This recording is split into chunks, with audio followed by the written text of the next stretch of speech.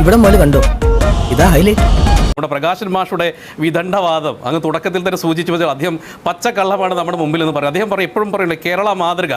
ആ കേരള മാതൃകയേക്കാൾ നല്ല ഈ സംസ്ഥാനം ഹോണറേറിയം കൊടുക്കുന്ന സംസ്ഥാനങ്ങളുണ്ട്. ഇനി പറ, ഞാൻ കേക്കട്ടെ. ആ സംസ്ഥാനങ്ങളാണ് കൃത്യമായിട്ട് പാർലമെന്റിനകത്ത് സിക്കിമിനെ കുറിച്ചും ആന്ധ്രയെക്കുറിച്ചും. ഇപ്പോൾ കർണാടക പോലും 9,500 ഓണറേറിയം കൊടുക്കാൻ തയ്യാറായിട്ടുള്ളത്. ഇപ്പോൾ ഇവർ പറയുന്ന UP ആയിക്കോട്ടെ, ഗുജറാത്ത് ആയിക്കോട്ടെ, അതാണ് വിഷയം. അപ്പോൾ അതുകൊണ്ട് ഈ വലിയ രീതിയിലുള്ള വ്യത്യാസമൊന്നും ഇല്ല എന്നുള്ളത് പ്രകാശൻ മാഷ് ആദ്യം മനസ്സിലാക്കുക. 1000-ന്റെയും 2000-ത്തിൻ്റെ ഇടയിലുള്ള ഓണറേറിയത്തിന് വ്യത്യാസം മാത്രമേ ഇന്ത്യയിലെ മുഴുവൻ സ്റ്റേറ്റുകളേ ഉള്ളൂ. അത് ഒന്നാമത്തെ കാര്യം. അങ്ങനെയൊക്കെ വഴിയില്ല. രണ്ടാമത്തെ അദ്ദേഹം പറഞ്ഞിട്ടുള്ള വളരെ ഒരു കേരളത്തിനെ മുഴുവൻ തെറ്റിദ്ധരിപ്പിക്കുന്ന ഒരു പ്രസ്താവനയുണ്ട്. അത് മുഖ്യമന്ത്രി ആയിക്കോട്ടെ, ബാലഗോപാൽ ആയിക്കോട്ടെ, വീണ ജോർജ് ആയിക്കോട്ടെ, പ്രകാശൻ മാഷും നമ്മുടെ ചാനൽ ചർച്ചയിൽ ഇരുന്ന് പറയാണ്.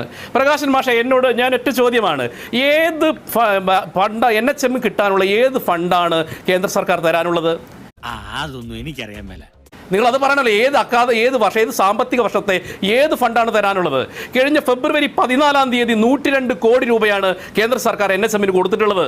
ഫെബ്രുവരി 14-ാം തീയതി. ഇത് ആധികാരികമായിട്ട് ഞാൻ പറയുന്നതാണ്. നിങ്ങൾ കേന്ദ്ര സർക്കാരിൻ്റെയും സംസ്ഥാന സർക്കാരിൻ്റെ രേഖകൾ പരിശോധിക്കണം.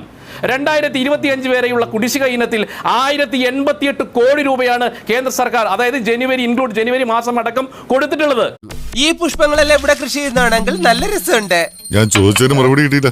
അങ്ങനെയുള്ള സർക്കാർ ഏത് രീതിയിലാണ് കേന്ദ്ര സർക്കാർ ഇവിടെ NHM പദ്ധതി അട്ടിമറിക്കാൻ കേരളത്തിനുള്ള ഈ ആരോഗ്യ മേഖലയിലുള്ള സാമ്പത്തിക സഹായം വെട്ടിക്കുറച്ച് എന്ന് പറയുന്നത്? 2025 ജനുവരി വരെ NHM കേരളത്തിന് കൊടുക്കാനുള്ള മുഴുവൻ ഫണ്ടുകളും കൊടുത്തിട്ടുണ്ട്. കേരളത്തിലെ ജനങ്ങളെ പറ്റിക്കാൻ ശ്രമിക്കുകയാണ്. പണിയെടുത്ത് തിന്നണമെന്നൊക്കെ ആഗ്രഹമുണ്ട് സാറേ, പക്ഷെ പറഞ്ഞു പറ്റിച്ച് തിന്നാലേ വായിന്നിറങ്ങുള്ളൂ. ഒരു പൊതുവായിട്ടുള്ള ഒരു കോമൺ ആയിട്ടുള്ള ഒരു അജണ്ട സെറ്റ് ചെയ്തിരിക്കുകയാണ്. ഇവിടുത്തെ ക്ഷേമ പെൻഷൻ മുടങ്ങിക്കഴിഞ്ഞാൽ അത് ഉത്തരവാദി കേന്ദ്ര സർക്കാർ. അതോടൊപ്പം തന്നെ ഇവിടുത്തെ ആശാ വർക്കർമാർക്ക് പണം കുറഞ്ഞു കഴിഞ്ഞാൽ കേന്ദ്ര സർക്കാർ. ഇവിടുത്തെ ഉച്ചക്കഞ്ഞി വിതരണത്തിലെ പാവപ്പെട്ട കുട്ടികൾക്ക് കൊടുക്കുന്ന HM-മാർക്ക് കുടിശ്ശിക വന്നാൽ അതിനും കാരണക്കാർ കേന്ദ്ര സർക്കാർ. ഇങ്ങനെ കേന്ദ്ര സർക്കാർ എന്ന് പറയുന്നതിന് പകരം ഇതിന് യഥാർത്ഥ കാരണങ്ങൾ കേരളത്തിലെ പൊതുസമൂഹം മനസ്സിലാക്കിയിട്ടുണ്ട്. നിങ്ങൾ അതിര് കിടക്കുന്നു.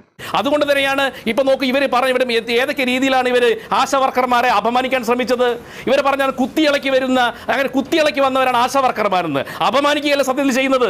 കേരളത്തിൽ പ്രളയം വന്ന സമയത്ത്, നിപ്പ വന്ന സമയത്ത്, കോവിഡ് വന്ന സമയത്ത് നമ്മുടെ കൺകണ്ട ദൈവങ്ങളായിട്ടാണ് ഇവർ വന്നത്. കുത്തിയിളക്കി വരാൻ കടുന്നലുകളല്ല ആശാ വർക്കർമാരെ എന്നുള്ളത് ഈ കേരളത്തിലെ മുഖ്യമന്ത്രിയും ഇവിടുത്തെ ധനകാര്യമന്ത്രിയും വീണ ജോർജും ഒക്കെ ഓർത്താൽ നല്ലതാണ്. 100% ഞാൻ യോജിക്കുന്നു. നിങ്ങൾ അവഹേളിക്കുന്നത് കേരളത്തിലെ ജനങ്ങൾക്കൊപ്പം നിന്നുകൊണ്ട് ജനങ്ങളുടെ ആരോഗ്യത്തിന് വേണ്ടി പോരാടിയ ആളുകളെയാണ്. കിട്ടേണ്ടതൊക്കെ കിട്ടിയല്ലോ, സമാധാനമായല്ലോ.